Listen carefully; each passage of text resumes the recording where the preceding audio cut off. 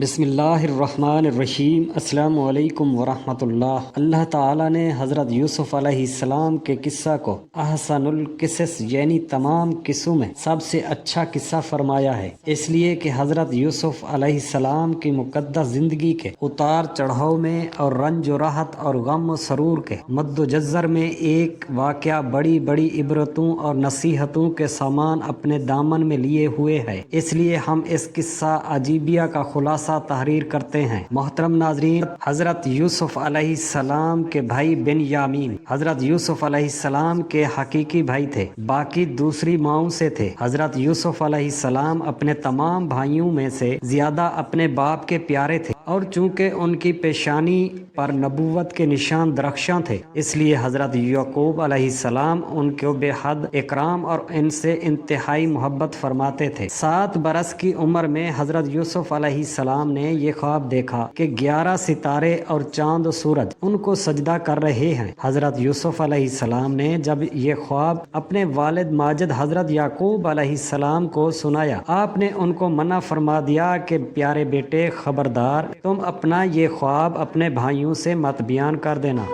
ورنہ وہ لوگ جذبہ حسد میں تمہارے خلاف کوئی خفیہ چال چل دیں گے۔ چنانچہ ایسا ہی ہوا کہ ان کے بھائیوں کو ان پر حسد ہونے لگا، یہاں تک کہ سب بھائیوں نے آپس میں مشورہ کر کے یہ منصوبہ تیار کیا کہ ان کو کسی طرح گھر سے لے جا کر جنگل کے کنویں میں ڈال دیں گے۔ اس منصوبہ کی تکمیل کے لیے سب بھائی جمع ہو کر حضرت یعقوب علیہ السلام کے پاس گئے اور بہت اصرار کر کے شکار اور تفریح کا بہانہ بنا کر ان کو جنگل میں لے جانے کی اجازت حاصل کر لی اور ان کو گھر سے کندھوں پر بٹھا کر لے چلے، لیکن جنگل میں پہنچ کر دشمنی کے جوش میں ان کو زمین پر پٹک دیا اور سب نے بہت زیادہ مارا۔ پھر ان کا کرتا اتار کر اور ہاتھ پاؤں باندھ کر ایک گہرے اور اندھیرے کنویں میں گرا دیا، لیکن فوراً ہی حضرت جبرائیل علیہ السلام نے کنویں میں تشریف لا کر ان کو غرق ہونے سے اس طرح بچا لیا کہ ان کو ایک پتھر پر بٹھا دیا جو اس کنویں میں تھا، اور ہاتھ پاؤں کھول کر تسلی دیتے ہوئے ان کا خوف و ہراس دور کر دیا۔ اور گھر سے چلتے وقت حضرت یعقوب علیہ السلام نے حضرت یوسف علیہ السلام کا جو کرتا تعویذ بنا کر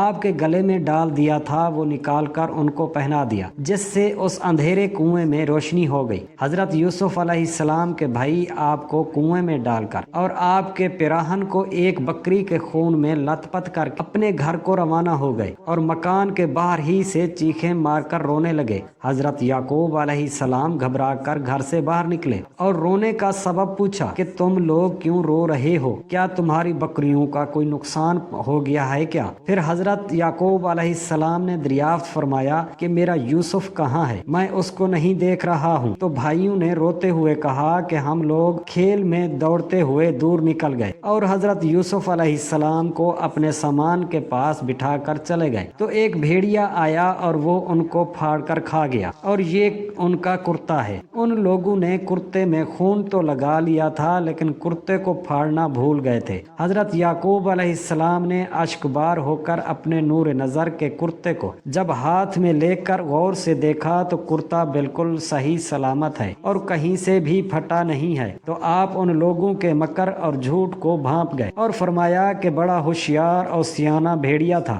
کہ میرے یوسف کو تو پھاڑ کر کھا گیا مگر ان کے کرتے پر ایک ذرا سی خراش بھی نہ آئی، اور آپ نے صاف صاف فرما دیا کہ یہ سب تم لوگوں کی کارستانی ہے اور مکر و فریب ہے۔ پھر آپ نے دکھے ہوئے دل سے نہایت درد بھری آواز میں فرمایا۔ حضرت یوسف علیہ السلام 3 دن اس کنویں میں تشریف فرما رہے۔ یہ کنواں کھاری تھا مگر آپ کی برکت سے اس کا پانی بہت لذیذ اور نہایت شیریں ہو گیا۔ اتفاق سے ایک قافلہ مدین مصر جا رہا تھا، جب اس قافلہ کا ایک آدمی جس کا نام مالک بن زور غزائی تھا پانی بھرنے کے لیے آیا اور کنویں میں ڈول ڈالا، تو حضرت یوسف علیہ السلام ڈول پکڑ کر لٹک گئے۔ مالک بن زور نے ڈول کھینچا تو آپ کنویں سے باہر نکل آئے۔ جب اس نے آپ کے حسن و جمال کو دیکھا کہہ کر اپنے ساتھیوں کو خوشخبری سنانے لگا۔ حضرت یوسف علیہ السلام کے بھائی جو اس جنگل میں روزانہ بکریاں چرایا کرتے تھے برابر روزانہ کنویں میں جھانک جھانک کر دیکھا کرتے تھے، جب ان لوگوں نے آپ کو کنویں میں نہیں دیکھا تو تلاش کرتے ہوئے قافلہ میں پہنچے اور آپ کو دیکھ کر کہنے لگے یہ تو ہمارا بھاگا ہوا غلام ہے جو بالکل ہی ناکارہ اور نافرمان ہے، یہ کسی کام کا نہیں ہے،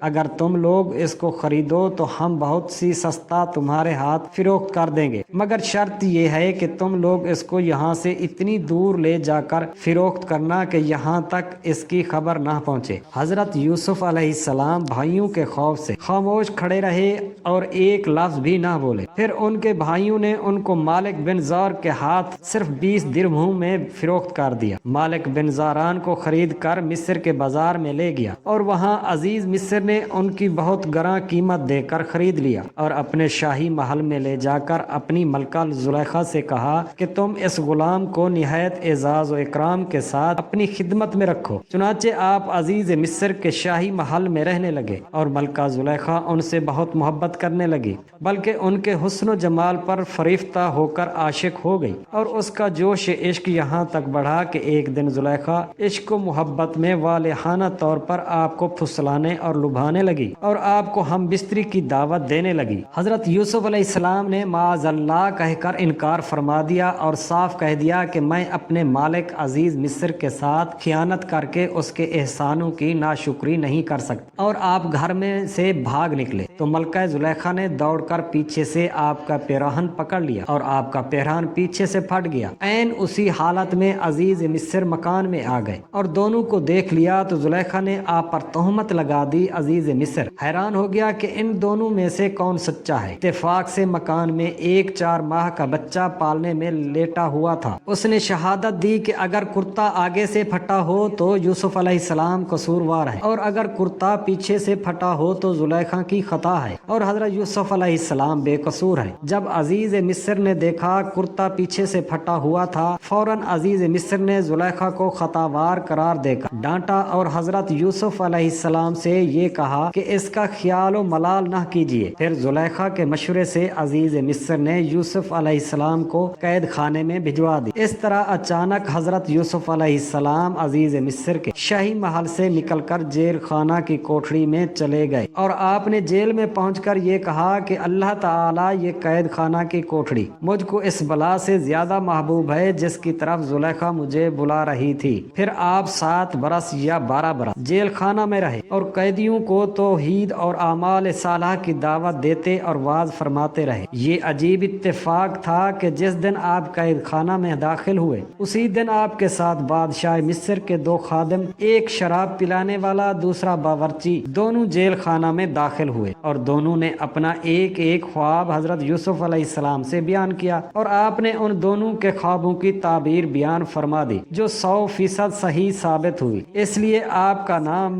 معبر تدبیر اور دینے والا ہونا مشہور ہو گیا۔ آپ کا نام معبر تعبیر دینے والا ہونا مشہور ہو گیا۔